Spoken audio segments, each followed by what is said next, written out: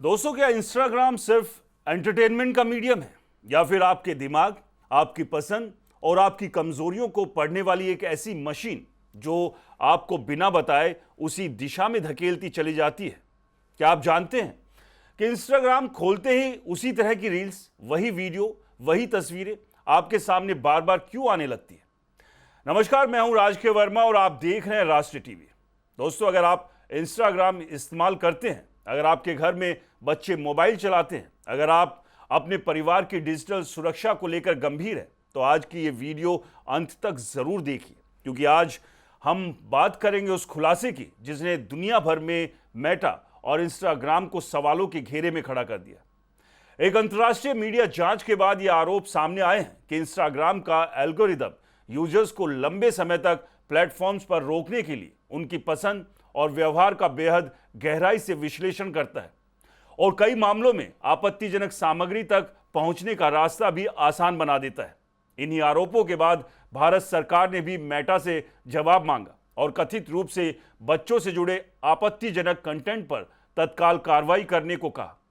आपको पहले हम ये बता देते हैं कि आखिर इंस्टाग्राम का एल्गोरिदम काम कैसे करता है, क्यों करोड़ों लोग ये जानते हुए भी कि उसका समय बर्बाद हो रहा है फिर भी घंटों तक रील्स देखते रहते हैं, क्यों एक बार किसी खास तरह का कंटेंट देखने के बाद वैसा ही कंटेंट लगातार आपके सामने आता है। क्या ये केवल आपकी पसंद है या फिर एल्गोरिदम का कोई खेल? और सबसे इंपॉर्टेंट ये है कि क्या अनजाने में भी गलत कंटेंट देखना आपको कानूनी मुश्किल में डाल सकता है?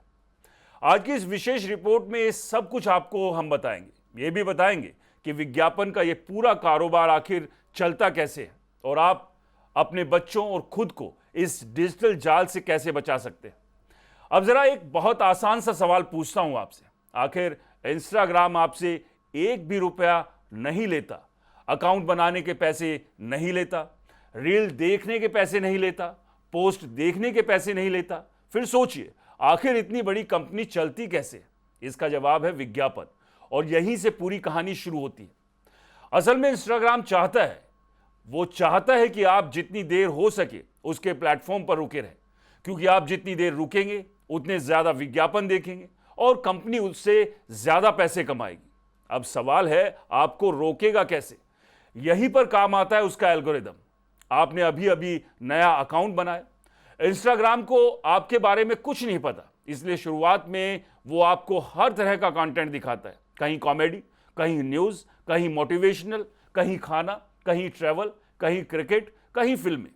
वो ये नहीं देख रहा कि आपने क्या देखा, वो ये देख रहा है कि आप कहां रुके, किस वीडियो को पूरा देखा, किसे बीच में छोड़ दिया, किस पोस्ट को लाइक किया, किसे शेयर किया, किसे सेव किया और किसे बिना देखे स्क्रॉल कर दिया। यानी आपका हर छोटा सा व्यवहार उसके लिए एक संकेत है। धीरे धीरे उसे समझ आने लगता है कि आपको किस तरह की चीजें सबसे ज्यादा रोकती है। बस फिर वही कंटेंट आपकी फीड में बढ़ने लगता है।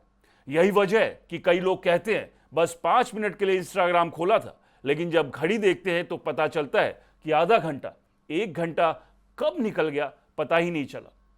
क्योंकि अब आप इंस्टाग्राम नहीं चला रहे होते, इंस्टाग्राम आपको चला रहा होता है। वो हर अगली रील इस तरह चुनता है कि आप अगली भी देखें, फिर अगली, फिर अगली, और यहीं से स्क्रीन टाइम बढ़ता जाता है। क्योंकि जब एल्गोरिदम आपकी पसंद समझ लेता है तब वो सिर्फ आपकी पसंद का कंटेंट नहीं दिखाता, वो आपकी जिज्ञासा, आपकी कमजोरियां और आपकी मनोवैज्ञानिक प्रतिक्रियाओं को भी पढ़ना शुरू कर देता है। यहीं से शुरू होता है इस पूरे विवाद का सबसे इंपॉर्टेंट एंगल, जिसे समझना बेहद जरूरी है।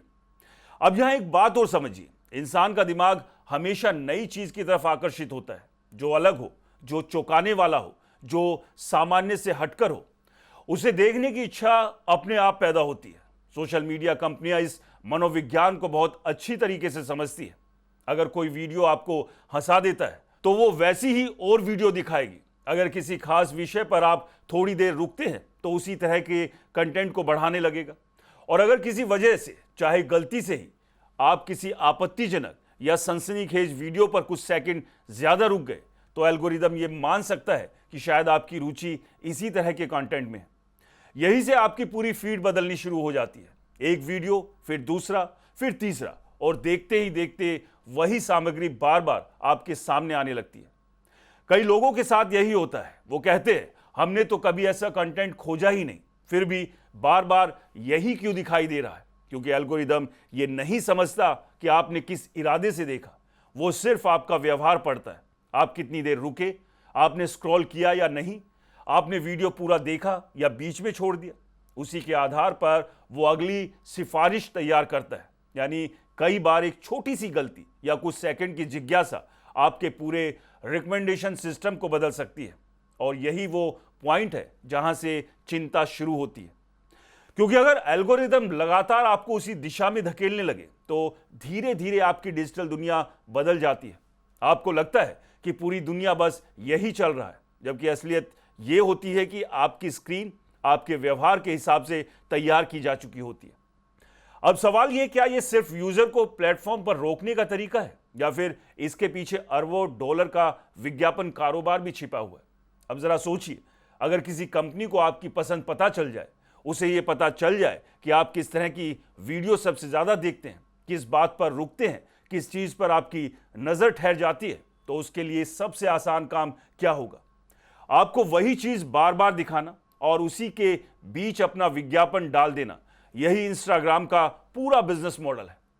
आप रील देख रहे हैं, अचानक बीच में एक स्पॉन्सर्ड वीडियो आ जाती है, फिर 2-4 रील्स और फिर एक और विज्ञापन। आपको लगता है कि ये तो सामान्य बात है, लेकिन कंपनी के लिए यही सबसे बड़ा कारोबार है, क्योंकि विज्ञापन देने वाली कंपनियां पैसे इस बात के लिए देती है कि उनका विज्ञापन ऐसे लोगों तक पहुंचे जिनकी उसमें रुचि होने की संभावना सबसे ज्यादा हो। यानी अगर एल्गोरिदम को लग गया कि आपको किसी खास तरह का कंटेंट पसंद है, तो उसी से जुड़े विज्ञापन भी आपके सामने आने लगते हैं। क्योंकि आरोप यह है कि कुछ मामलों में आपत्तिजनक और अश्लील सामग्री के आसपास भी ऐसे विज्ञापन दिखाई देते हैं जो लोगों को दूसरे प्लेटफॉर्म्स या वेबसाइट्स की ओर ले जाने की कोशिश करते हैं। यहीं से बीबीसी की जांच ने सवाल उठाया, क्या सिर्फ यूजर्स को प्लेटफॉर्म पर रोकना मकसद है या फिर उसे ऐसी जगह तक ले जाना जहां से और ज्यादा कमाई हो सके? मेटा इन आरोपों से जुड़े मामलों में यह कहता है कि उसकी नीतियां इस तरह के कंटेंट की अनुमति नहीं देती और नियमों का उल्लंघन करने वाले कंटेंट तथा विज्ञापनों पर कार्रवाई की जाती है। लेकिन सवाल इसलिए उठ रहे हैं क्योंकि कई रिपोर्ट्स में दावा किया गया है कि कुछ विज्ञापन और नेटवर्क सिस्टम की निगरानी से बच निकलते हैं। यानी लड़ाई सिर्फ कंटेंट की नहीं, लड़ाई उस एल्गोरिदम की है जो ये तय करता है कि आपकी स्क्रीन पर अगला वीडियो क्या होगा और उसी के साथ अगला विज्ञापन कौन सा होगा। अगर कोई यूजर इस पूरे चक्र में फंस जाए तो क्या उसके लिए सिर्फ समय का नुकसान है या फिर मामला कानून तक भी पहुंच सकता है? अगर कोई व्यक्ति ये सोचता है कि मैं तो सिर्फ देख रहा हूं, मैंने कुछ किया थोड़े ही ना है, तो ये सोच हमेशा सही नहीं होती, क्योंकि इंटरनेट की दुनिया में हर क्लिक, हर सर्च, हर वीडियो और हर एक गतिविधि का एक डिजिटल रिकॉर्ड बनता है। आपने किस समय क्या देखा, किस लिंक पर क्लिक किया, कहां तक रुके, किस अकाउंट के साथ इंटरेक्ट किया। तकनीकी तौर पर यह सारी जानकारी अलग अलग स्तर पर रिकॉर्ड होती है। यही वजह है कि कानून सिर्फ कंटेंट बनाने वालों को नहीं देखता, कुछ मामलों में कंटेंट का उपभोग करने वाले व्यक्ति की भूमिका भी महत्वपूर्ण हो सकती है। भारत में बच्चों के यौन शोषण से जुड़े कंटेंट को लेकर कानून बेहद सख्त है। ऐसी सामग्री का निर्माण, प्रसार या जानबूझकर उसका उपभोग गंभीर कानूनी अपराध की श्रेणी में आ सकता है। यही कारण है कि एक्सपर्ट्स हमेशा सलाह देते हैं, अगर आपकी स्क्रीन पर इस तरह का कोई कंटेंट अचानक दिखाई दे तो उसे देखने के लिए रुकिए मत, उसे लाइक मत कीजिए, शेयर मत कीजिए, सेव मत कीजिए, बल्कि तुरंत रिपोर्ट कीजिए और वहां से बाहर निकल जाइए, क्योंकि एल्गोरिदम आपकी बातों से नहीं, आपके व्यवहार से सीखता है। आप जितनी देर रुकेंगे उसे उतना ही लगेगा कि शायद आपको ये कंटेंट पसंद है और फिर वही कंटेंट बार बार आपके सामने आने लगेगा। इसलिए सबसे बड़ी सुरक्षा आपका अपना व्यवहार है और यही वो बात है जिसे आज हर माता पिता, हर युवा और हर इंस्टाग्राम यूजर को समझने की जरूरत है। अगर आपका एल्गोरिदम पहले से ही बिगड़ चुका है और बार बार वैसा ही कंटेंट सामने आ रहा है, तो उससे बाहर कैसे निकला जाए, इसके लिए पहला कदम आपको ही उठाना होगा। सबसे पहले यह समझ लीजिए, एल्गोरिदम कोई इंसान नहीं, उसे ये नहीं पता कि आपने किस वीडियो को गलती से देखा या जानबूझकर। वो सिर्फ आपका व्यवहार पढ़ता है। उस वीडियो पर नॉट इंटरेस्टेड का विकल्प चुनिए, जरूरत लगे तो उसकी रिपोर्ट कीजिए। अगर कोई अकाउंट बार बार वैसा ही कंटेंट दिखा रहा है तो उसे अनफॉलो कर दीजिए, जरूरत पड़े तो म्यूट भी कर दीजिए। धीरे धीरे आपका एल्गोरिदम बदलने लगेगा। अगर फिर भी फर्क नहीं पड़ रहा तो इंस्टाग्राम की सेटिंग में जाकर सजेस्टेड कंटेंट या कंटेंट प्रेफरेंस से जुड़े विकल्पों को रीसेट कीजिए, ताकि प्लेटफॉर्म आपके बारे में दोबारा सीखना शुरू करे। और सबसे जरूरी बात, अगर घर में बच्चे मोबाइल इस्तेमाल करते हैं तो ये मत मान लीजिए कि वो सिर्फ कार्टून या पढ़ाई से जुड़ा कंटेंट ही देख रहे होंगे। आज एल्गोरिदम उम्र नहीं देखता, वो सिर्फ स्क्रीन पर होने वाली गतिविधि देखता है। इसलिए बच्चों के हाथ में मोबाइल देकर पूरी तरह निश्चिंत हो जाना अब सुरक्षित सोच नहीं है। समय समय पर यह देखिए कि वो क्या देख रहे हैं, किस तरह का कंटेंट उनके सामने आ रहा है। उनसे खुलकर बात कीजिए, उन्हें डराइए मत बल्कि समझाइए। क्योंकि डिजिटल दुनिया में सबसे मजबूत सुरक्षा कोई ऐप नहीं बल्कि जागरूक परिवार होता है। मैं ये भी नहीं कह रहा कि सोशल मीडिया अपने आप में दुश्मन है। इंस्टाग्राम पर ज्ञान भी है, सीखने का अवसर भी है, रोजगार के अवसर भी है और लाखों लोग ईमानदारी से अच्छा कंटेंट भी बना रहे हैं। लेकिन यही प्लेटफॉर्म अगर बिना समझदारी के इस्तेमाल किया जाए तो वही एल्गोरिदम आपको ऐसी दिशा में ले जा सकता है जहां से निकलना आसान नहीं होता। दूसरी बात, किसी भी प्लेटफॉर्म की सबसे बड़ी ताकत उसका एल्गोरिदम है और आपकी सबसे बड़ी ताकत आपका विवेक। अगर आप तय कर लें कि आपको क्या देखना है तो एल्गोरिदम भी धीरे धीरे उसी हिसाब से बदल जाएगा। लेकिन अगर हर चीज पर रुकेंगे, हर सनसनी के पीछे भागेंगे, हर विवादित वीडियो को पूरा देखेंगे तो वही आपकी नई डिजिटल दुनिया बन जाएगी। और तीसरी सबसे महत्वपूर्ण बात, बच्चों को निगरानी में जरूर रखें। आज माता पिता की जिम्मेदारी सिर्फ स्कूल भेजने तक सीमित नहीं है। उन्हें यह भी समझना होगा कि उनका बच्चा इंटरनेट पर क्या देख रहा है, किससे प्रभावित हो रहा है और किस तरह की दुनिया उसके सामने बनाई जा रही है। यही वजह है कि दुनिया के कई देशों में बच्चों की ऑनलाइन सुरक्षा को लेकर नियम लगातार सख्त किया जा रहा है। भारत में भी सरकार समय समय पर सोशल मीडिया प्लेटफॉर्म्स में जवाब मांगती रही है और डिजिटल सुरक्षा को लेकर नियमों को मजबूत करने की दिशा में काम जारी है। अब फैसला हमारे हाथ में है, क्या हम सोशल मीडिया का इस्तेमाल करेंगे या सोशल मीडिया हमारा इस्तेमाल करेगा। इसी सवाल के साथ फिलहाल इस विशेष रिपोर्ट में बस इतना ही।